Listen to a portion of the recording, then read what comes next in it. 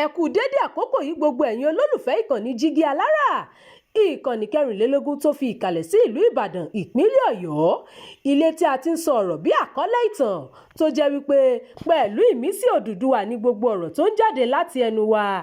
Ẹ̀yin olùgbọ́ wa, a dúpẹ́ fún bí ẹ ṣe ń bá wa lọ. Ojú tẹ́ fi ń fò wá kò ní fọ́, bẹ́ẹ̀ sì ni etí tẹ́ fi ń gbọ́ wa kò ní di tẹ́ náwó sí láéláé. Abdulkareem Nimot ni oníròyìn yìí. Janmole sọ fún mi kó tó kú nípa ohun tó fẹ́ ṣe pẹ̀lú àbíkẹ́yìn rẹ̀ láìmọ̀ pé ikú ti súnmọ́. Àáfàá kan ṣàlàyé ọ̀rọ̀.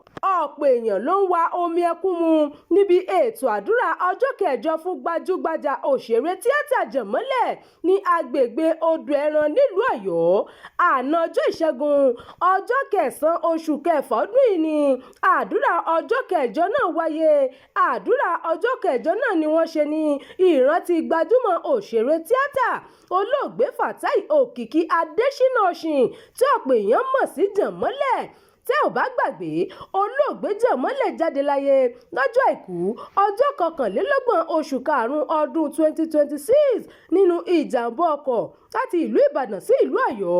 Nínú wáàsí rẹ̀, Ìmáàmù Ghazali Sulaiman rán àwọn èèyàn létí wípé gbogbo èèyàn ni yóò kú o. Ìgbà, àkókò àti ìlú tí yóò ti ṣẹlẹ̀ nìkan ló lè yàtọ̀.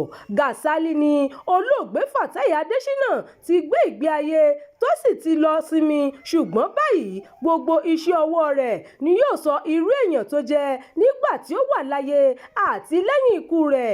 Àlùfáà náà wá rán àwọn ènìyàn létí pé wọ́n ní àǹfààní láti tún ìgbésẹ̀ wọn ṣe kí wọ́n sì máa rin ọ̀nà tó tọ́ nítorí àtúbọ̀tán. Bákan náà ló rọ àwọn òṣèré tíátà láti nífẹ̀ẹ́ ohun ayé mọ níwọ̀n kí wọ́n má bàa sí ayé gbé àti pé ohun tí yóò tán ni gbogbo rẹ̀. Ọ̀kan nínú ohun tí olóògbé náà sọ sílẹ̀ kó tó kú nípa ààtò ìdílé rẹ̀, Janmole ni òun fẹ́ kí àbíkẹ́yìn òun lọ máa gbé pẹ̀lú àkọ́bí obìnrin òun ní ìlú Ìṣẹ́yìn. Àlùfáà Ghazali Sulaiman ló fi ìdí ọ̀rọ̀ yìí múlẹ̀ nígbà tó ń sọ àwọn ọ̀rọ̀ tí olóògbé náà bá sọ ní kọ̀rọ̀ kó tó jáde láyé. Sulaiman ní Òkìkí Òṣìn sọ fún mi wípé tísà ẹ̀kọ́ tí a wà yìí bá ti dópin, ọmọ mi àbíkẹ́yìn Nasimat ni mo fẹ́ kó lọ gbé pẹ̀lú àkọ́bí mi lóbìnrin nílùú Ìṣẹ́yìn lẹ́yìn ìrun àsùbá. Ló sọ ọ̀rọ̀ yẹn fún mi láìmọ̀ wípé kò ní pẹ́ tí yóò fi kú. Nínú ọ̀rọ̀ gbajúgbajà òṣèré tíátà ẹni tí ọ̀pọ̀ èèyàn mọ̀ sí Àjàǹbàdàn kéde wípé àwọn èèyàn ṣetán láti gbé ẹrù olóògbé náà, pàápàá jùlọ àwọn ọmọ tí olóògbé fi sáyé lọ. Àyànfẹ́ Adékúnlé ẹni tí ọ̀pọ̀ èèyàn mọ̀ sí Mọ̀nsúrù ọmọ àfáà ní ọdún 23 ni òun àti olóògbé ti jọ wà papọ̀. Ó ní ìfẹ́ tó wà láàrin òun àti olóògbé pọ̀ gan nítorí nígbà tí òun jẹ́ ọ̀dọ́ ni òun ti máa ń jó lẹ́yìn olóògbé tí wọ́n bá ń ṣe eré orí ìtàgé. Àyànfẹ́ Adékúnlé ní ojú ọ̀nà ìlú Ìjẹ̀bú-Òde ni òun wà tí ìròyìn ikú olóògbé fi kan òun lára. Ó ṣàpèjúwe olóògbé náà gẹ́gẹ́ bí igi tó tọ́ tí kò pẹ́ nínú igbó. Ikú Janmole ló sì jẹ́ ìyàlẹ́nu fún ọ̀pọ̀ olólùfẹ́ rẹ̀, pàápàá jùlọ pẹ̀lú bí orí ṣe kó yọ nínú ìjàmbá ọkọ̀ kan ní nǹkan bí ọdún kan sẹ́yìn. Àmọ́ wá pàdánù ẹ̀mí rẹ̀ nínú ìjàmbá ọkọ̀ mìíràn lọ́dún yìí. Lára àwọn tó ṣèlérí láti tọ́jú àwọn ọmọ olóògbé ni Òkìkí Marketers tó ṣèlérí láti máa fún àbíkẹ́yìn rẹ̀ olóògbé náà ní 40 náírà lóṣooṣù. Ẹlòmíràn tí wọ́n fi orúkọ bò láṣìírí tún ṣèlérí láti máa san owó ilé ẹ̀kọ́ àwọn ọmọ olóògbé náà méjì tó wà ní ilé ẹ̀kọ́ gíga. Lára àwọn mìíràn tó tún ṣèlérí ìrànlọ́wọ́ fún ẹbí olóògbé Janmole ní Oríyọmí Hamzat tó tún jẹ́ gbajúgbajà sọ̀rọ̀sọ̀rọ̀ nílùú Ìbàdàn.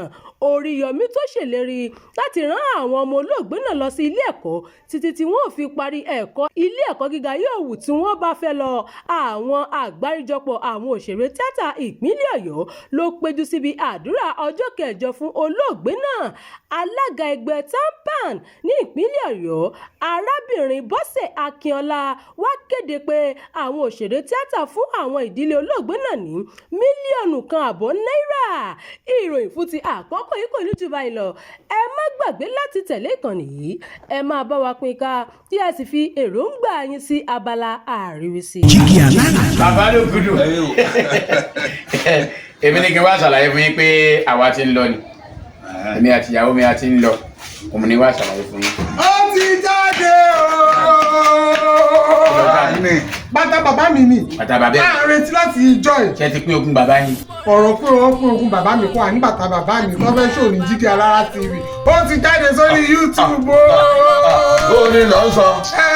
ṣe ni pọ́n ṣe ni gbogbo ẹ̀ gbogbo aláyé.